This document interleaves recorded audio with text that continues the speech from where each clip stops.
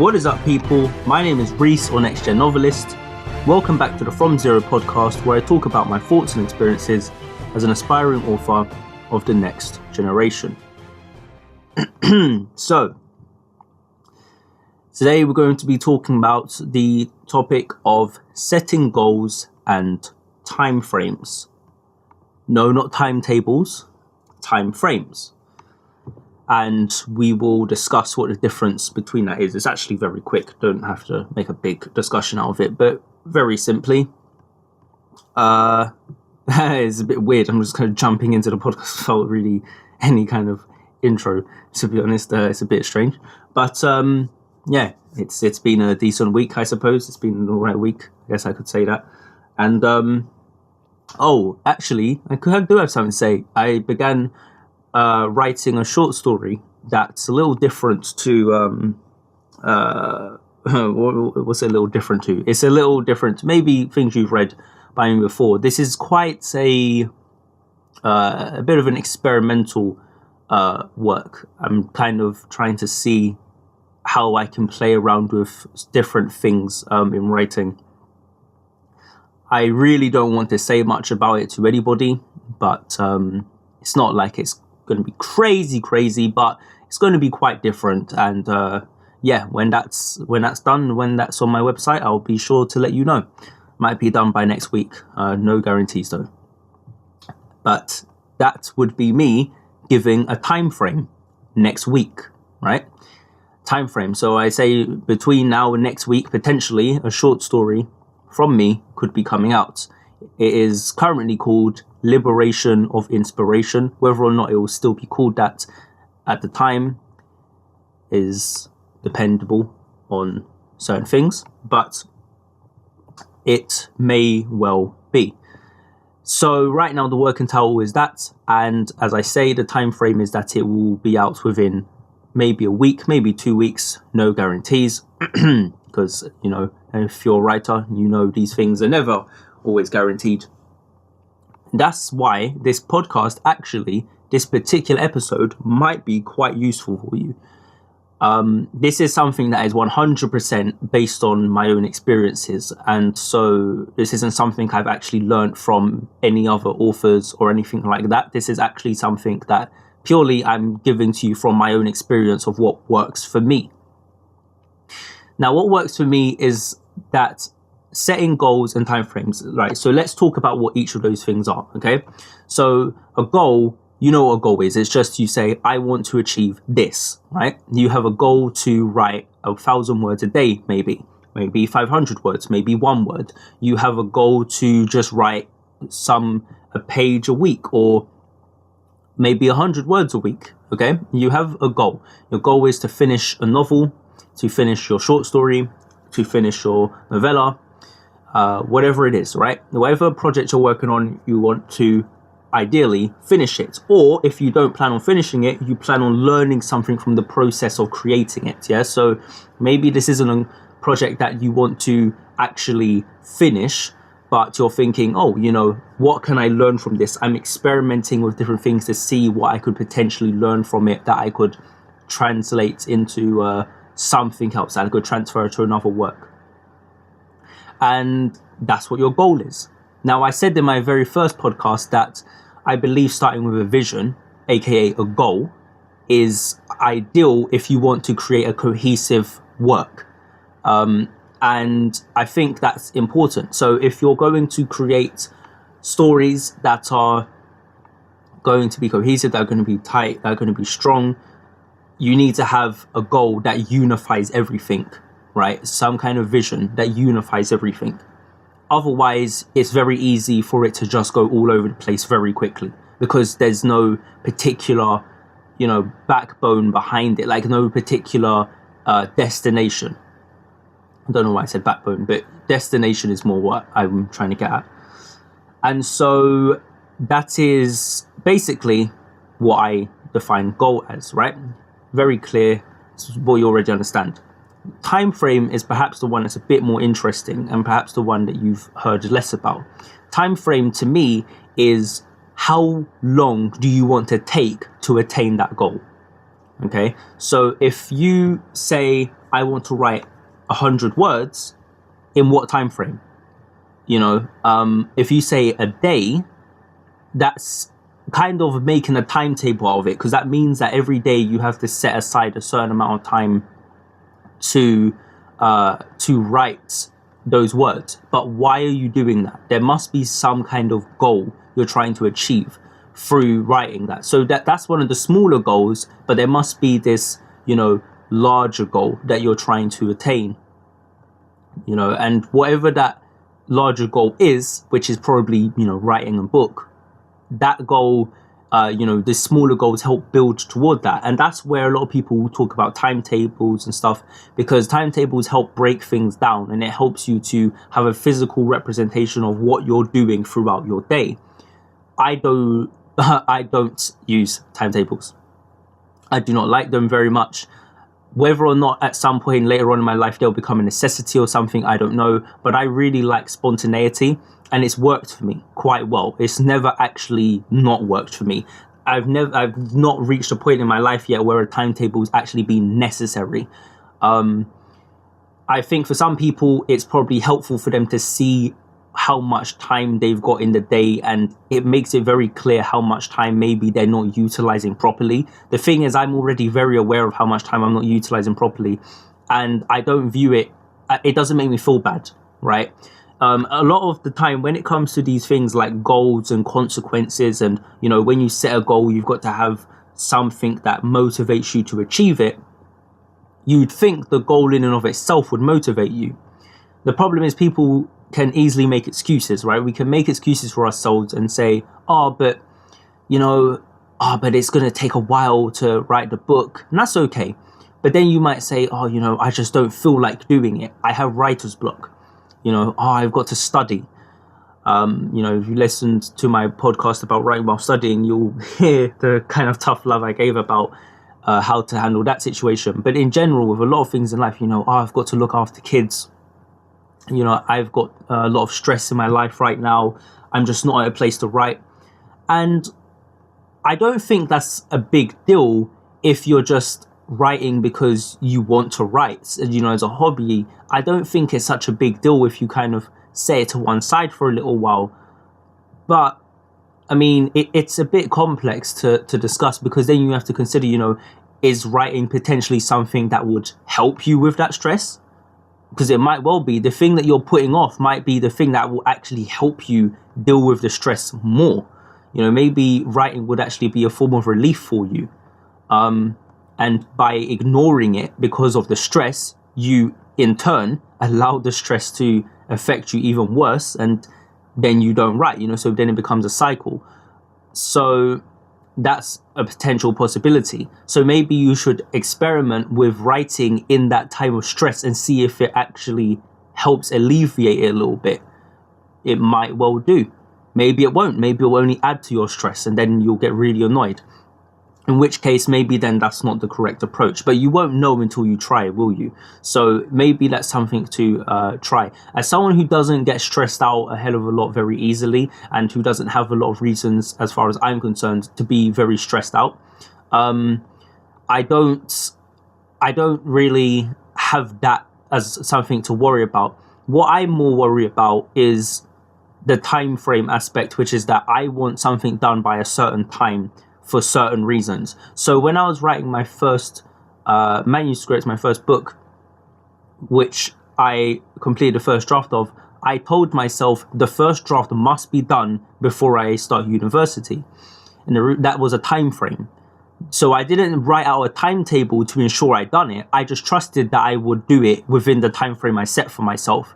So maybe I'd go a week without writing, but then I'd make up for it the next week. I didn't need a timetable to tell me when to sit down and write, because the thing is, I wouldn't listen to it. I won't listen to a timetable. I don't like the idea of something trying to control how I behave, which is probably why a lot of my stories are reflecting that on some level.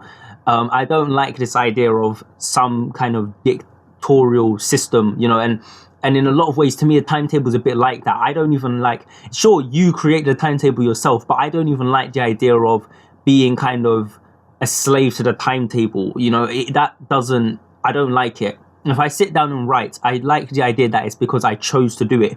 If it means that I'm being lazy and I choose to not do it for an entire year, that's my own fault. For some people, the way they think, a timetable, as I said, would actually work for them, but not for me. It will make me annoyed. I won't listen to it. It's a bit like if someone's guilt tripping you and you're aware they're guilt tripping you, and so it puts you off. You almost resist. You're actually going to be contrary to them a lot of the time.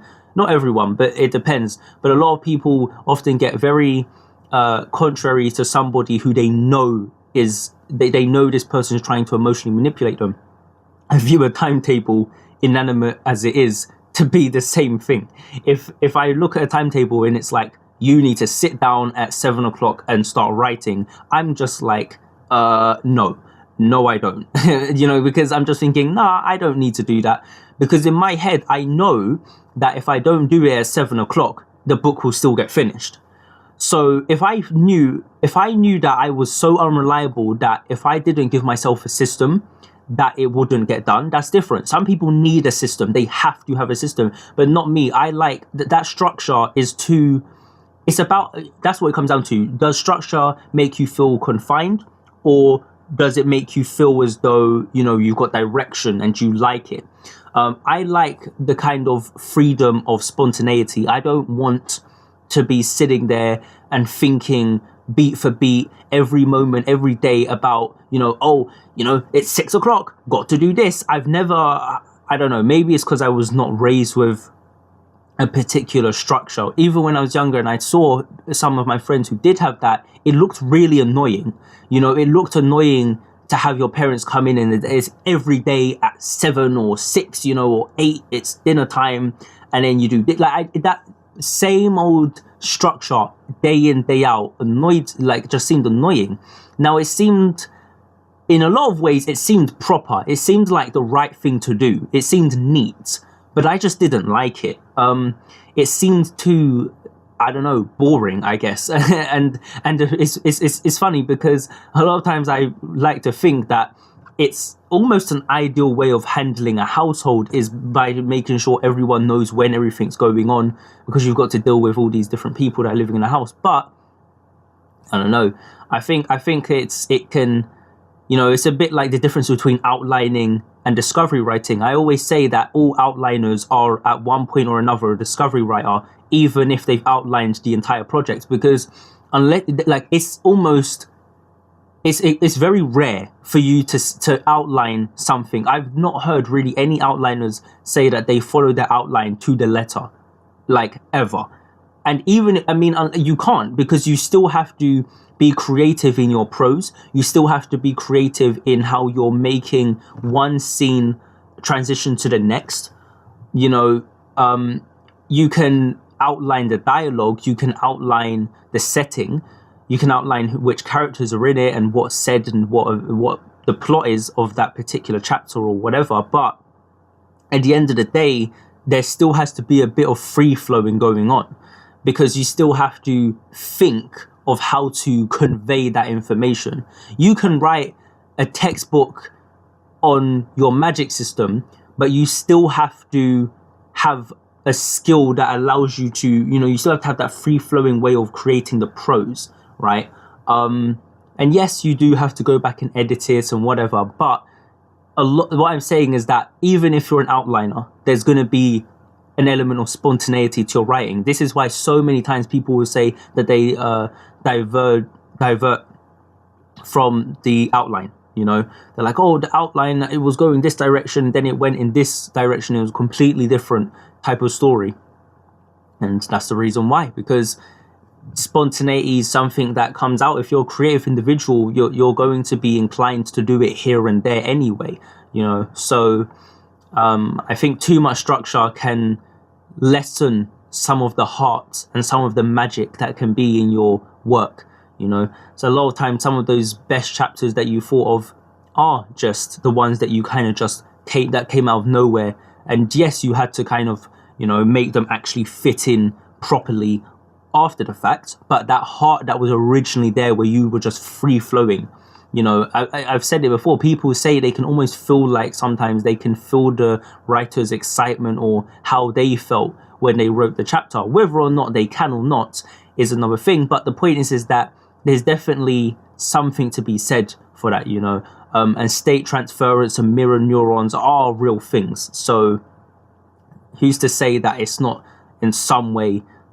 in the writing as well? And as I've said to people before, I like to view writing as an algorithm. In my head, there are specific ways, as I said in my previous podcast, there are specific ways I believe you can string sentences together that create certain effects. And maybe the writer wrote the sentence in a certain way, and that's what it did.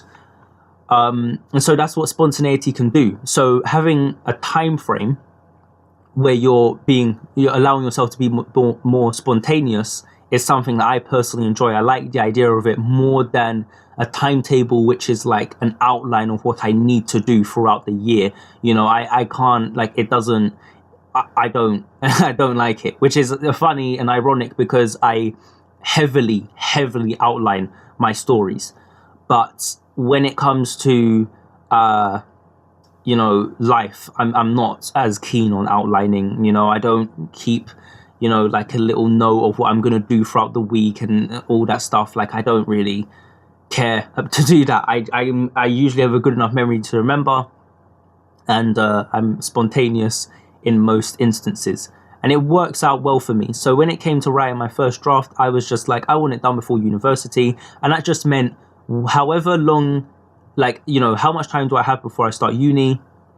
At the time, it was like, okay, maybe you've got about 6 months, let's say, right? So, okay, you've got about 6 months, and you're halfway through the novel. Well, you've got 6 months to get it all done, right? And that's it. I never told myself I've got to have the entire thing finished or it's got to be published, but I just said I've got to have the story reach, the end for the first draft before I start university. Why?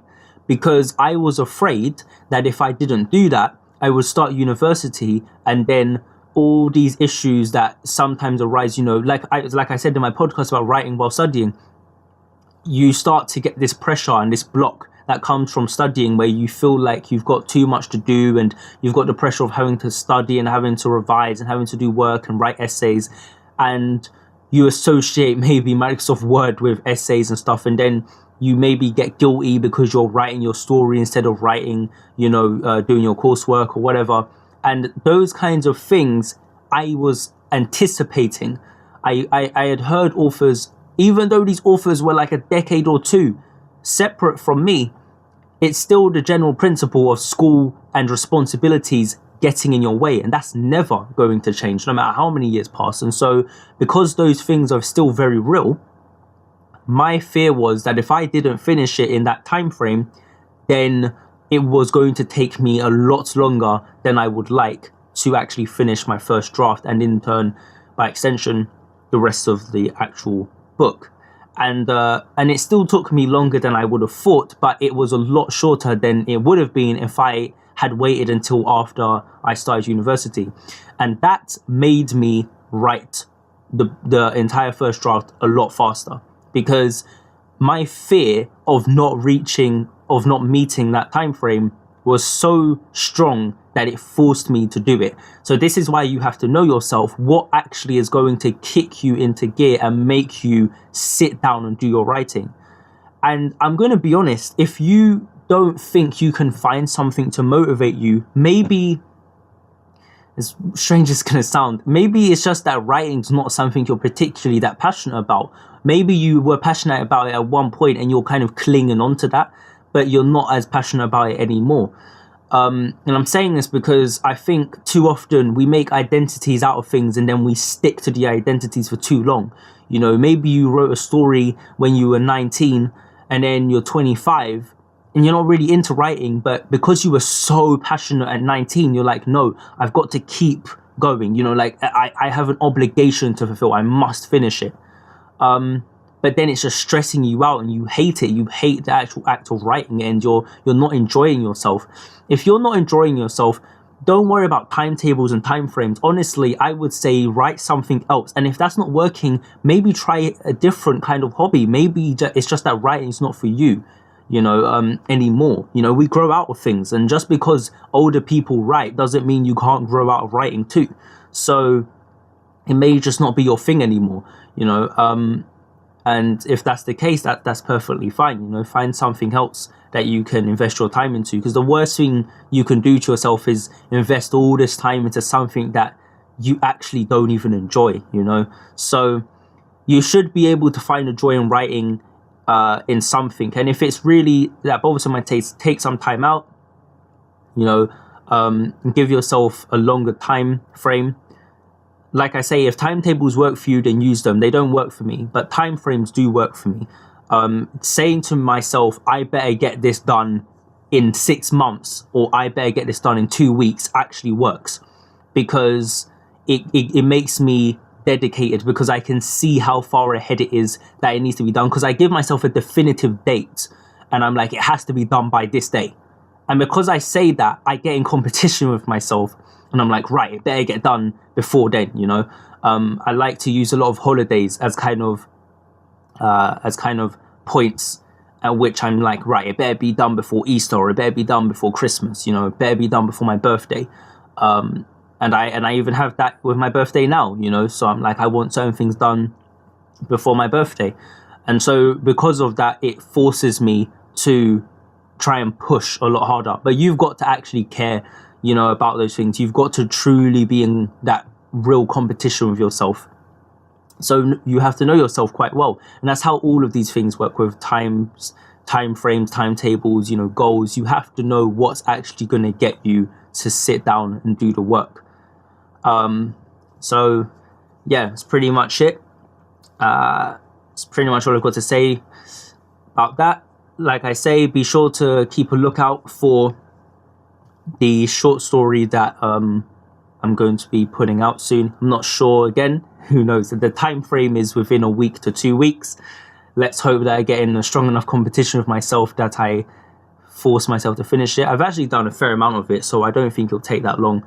But again, no guarantees. So that's all I've got to say, and I'm out. Peace.